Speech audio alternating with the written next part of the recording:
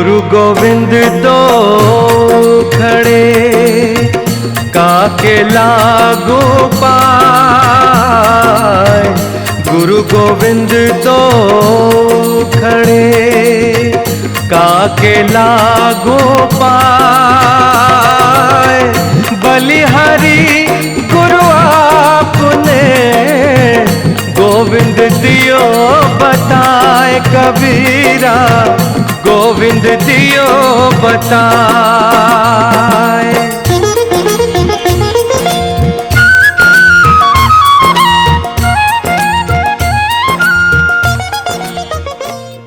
बोलो सद्गुरु देव की जय। सद्गुरु श्री कबीर भगवान आपने निरंतर सत्यपुरुष परमात्मा ध्यान करवा माटे उपदेश आपी दिया है। तस्मादेतत्परं ध्यानं सदा कुर्वन्ति नराः तेषां तापाः प्रणश्यन्ति प्राप्नुवन्ति परम पदम।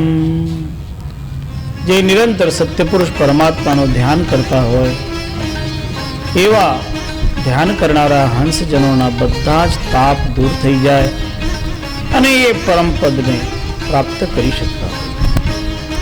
કોટીન સાંચ કરતારઃ તથૈવ શૈવ્ય કર્મનામ ચતુર્દશાનામ નો જીવા લભંતે તદ્બલાજ્યનિમ। જેને સદગુરુની કૃપાથી આવું પરમ ધ્યાન પ્રાપ્ત થઈ ગયો હોય એને પૂર્વમાં એને કોટી કોટી ખોટા કર્મ કર્યા હોય પૂર્વમાં,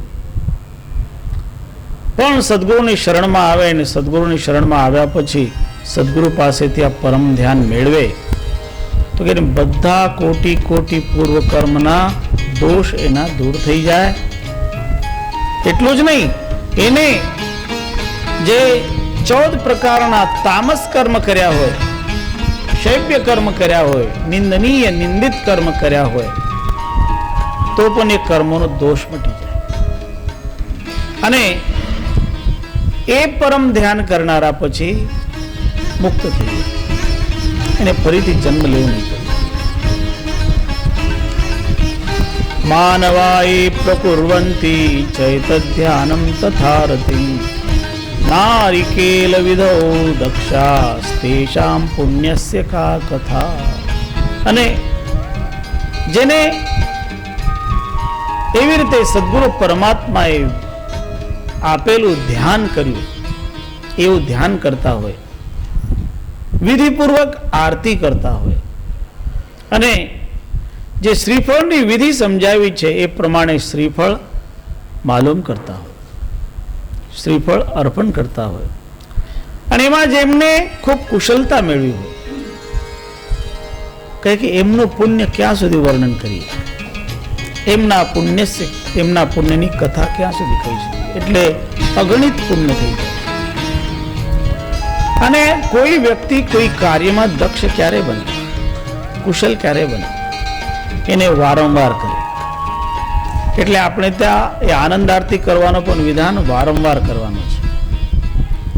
વારંવાર કરીએ તો એ કરતા કરતા એમાં કુશળ થઈ જાય, કરતા કરતા એમાં દક્ષ થઈ જાય। વારંવાર ધ્યાન કરે તો ધ્યાનમાં પણ કુશળ થઈ જાય। આરતી વારંવાર કરે તો એ આરતી કરવામાં કુશળ થઈ જાય, પછી એની ભૂલ નહીં થાય।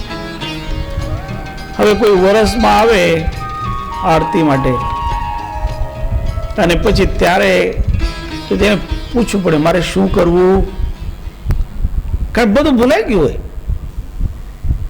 તો એને ફરી એકડેથી ગોઠવવું પડે કે આમ કરવું, પણ એ નિરંતર કરતા રહે તો એને પછી કંઈ કહેવું પડતું નથી। જીવનમાં અભ્યાસ જરૂરી છે। Practice max perfect. પરફેક્શન જીવનમાં ક્યાંથી આવે તો પ્રેક્ટિસથી આવે। એટલે કોઈ પણ કાર્ય આપણે કરતા હોઈએ તો એ કાર્યની પાછળ આપણો અભ્યાસ, તમે ધ્યાન કરવાનો પણ અભ્યાસ કરો તો તમારું ધ્યાન ધીરે ધીરે ધીરે ધીરે ટકવાની શરૂઆત, ટકાવવું પડે, કરવું પડે। જગતમાં જે કરે એને મળે. એટલે આપણે કહીએ કે બીજા રોટલી ખાય ને મારું પેટ ભરાય તો નહીં ભરાય. તમારે તમારું પેટ ભરવાનું છે ને, તમારે બોળામાંથી કોળીઓ અંદર ઉતારવો પડે. એવી રીતે સ્વયં કરવું પડે. સદગુરુ આપણને આપે, એ પ્રસાદ આપે, લો એ પ્રસાદ આપો, પ્રસાદ આપ્યો, હવે તમે ખાઓ તો તમને સંતોષ થાય ને. તમને જ્ઞાન આપ્યું, એ જ્ઞાનને તમે ધારણ કરો તો સંતોષ થાય. એવી રીતે સદગુરુ પરમ ધ્યાન આપે. અને એ જે સાધક છે એ સદગુરુના સાનિધ્યમાં રહીને એ પરમ ધ્યાન કરે તો એના બધા જ પાપ શાંત થઈ જાય. સદગુરુ કબીર સાહેબને આપણને એવી રીતે ફરી સમજાવે છે. સર્વ ગ્રંથાસ્તુ ગાવો વૈ વત્સ સ્યાત તદ્વિચારવાન દુગ્ધમ સ્વાત્મરતમ જ્ઞાનમ દોગ્ધા સાધન સંયુત. જગતમાં જેટલા સદગ્રંથો છે એ બધા સદગ્રંથો ગાયરૂપ છે. અને એ ગ્રંથોનો વિચાર કરવા માટે જે તૈયાર થાય એ ગાયનો વાછરડો છે. જે એને જ્ઞાન મેળવવાનું છે એ વાછરડો છે. અને એ જે ગ્રંથોનું જ્ઞાન છે એ ગાયનું દૂધ છે. એટલે વાછરડાને દૂધ પીવું છે. એટલે દુગ્ધમ સ્વાત્મરતમ જ્ઞાનમ,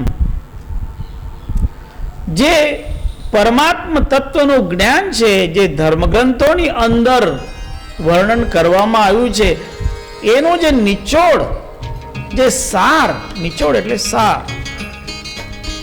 એ સાર એ જ્ઞાન છે, એ દૂધ છે. અને એને દોહન કરવા વાળા કોણ છે? કે જેને બધા સાધનથી પોતાને તૈયાર કર્યા છે, જે સાધન સંપન્ન થયા, જેને વિવેક વૈરાગ્ય સમાધિ ષટ સંપત્તિ ચતુર મોક્ષુતા ઇત્યાદિ બધા સાધન સિદ્ધ કર્યા છે. એવા જે જ્ઞાની પુરુષ છે, એવા જે સદગુરુ છે, એ દૂધ દોહે, દૂધ દોહીને બધાને આપે. જેવી રીતે ગીતાની બાબતમાં કહેવામાં આવેલું છે કે બધા ઉપનિષદો ગાય છે, અને જે કૃષ્ણ છે એ ગોવાળ છે, અને જે પાર્થ છે એ વાછરડું છે, અને એનું જે દૂધ છે એ ગીતા છે, અને એ જગત માટે કામ આવી રહ્યું છે. સર્વોપનિષદો ગાવો દોગ્ધા ગોપાલ નંદન પાર્થો વત્સ સુધીર ભોક્તા દુગ્ધમ ગીતામૃતમ. જેવી રીતે ત્યાં ગીતામૃતને દૂધ કહ્યું, એવી રીતે જ્ઞાનામૃતને દૂધ કહ્યું છે. સંપૂર્ણ ધર્મ ગ્રંથો એ ગાયરૂપ, એનો અધ્યયન કરવા વાળા વિચારવાન જે છે એનો વાછરડો રૂપ, અને એને એ વિચારથી જે સાર તત્વ પ્રાપ્ત થાય છે, જે જ્ઞાનરૂપ દૂધ, અને દોવા માટે, એને દૂધ આપવા માટે અને બીજાને પીવડાવવા માટે જે સહાયક થાય છે એ સદગુરુ. એટલે આ બધા જગતના ઉપકારક છે. બધા ગ્રંથો પણ ઉપકારક, એનું દૂધ પીવા વાળા અને પીવડાવવા વાળા બે ઉપકારક. જે ભક્તિ કરે એ પણ જગતનું કલ્યાણ કરે, જે ભક્તિ કરાવે એ પણ જગતનું કલ્યાણ કરે. પછી આવું જે દૂધ કાઢ્યું, હવે દૂધમાંથી કાઢવાનું ઘી. કેવળ દૂધ હોય તો એ દૂધને ફાટી જવાની બીક હોય છે, પણ એને જ્યારે આપણે ઘી રૂપે રાખીએ ને તો એ એકદમ સાર થઈ ગયું છે. દૂધ એટલું સાર નહીં, પણ દૂધમાંથી જ્યારે ઘી કાઢ્યું ત્યારે સાર થાય.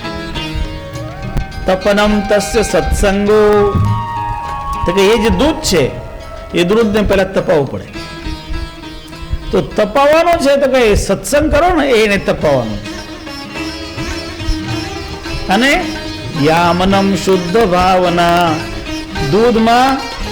દૂધને જમાવવા માટે આપણે શું રાખીએ?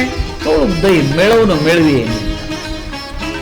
તો આ સત્સંગમાં આપણે શુદ્ધ ભાવનાથી આવીને વિરાજમાન થવું એ દૂધમાં મેળવણું કરવા જેવું છે. યામનમ શુદ્ધ ભાવના રજ્જુ સત્વસ્થ બુદ્ધિ સ્યાત.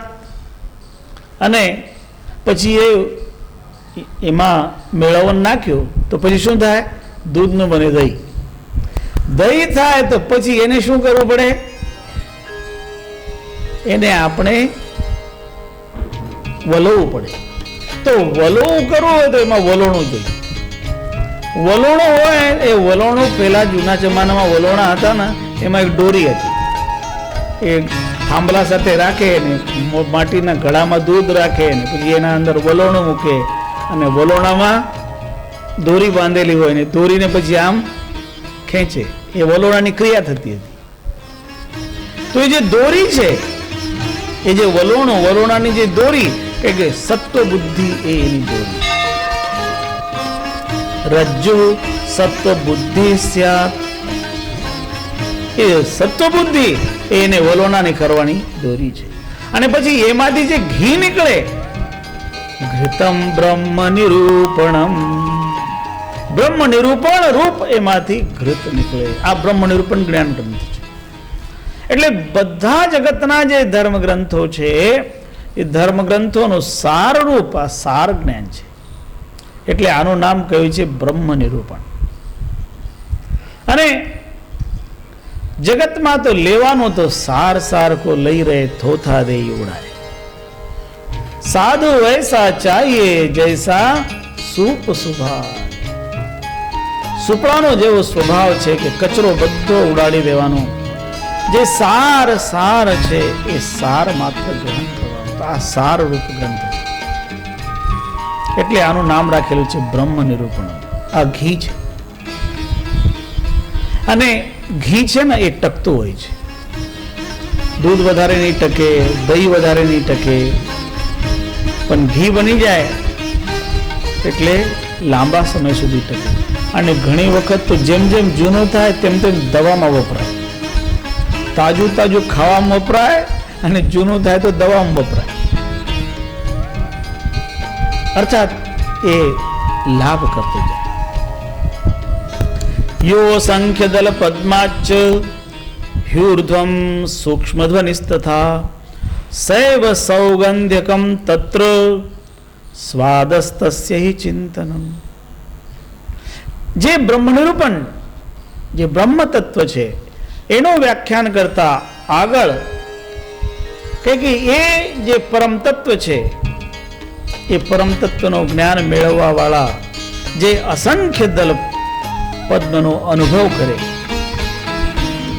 એ અસંખ્ય દલ પદ્મ અને એમાં થતી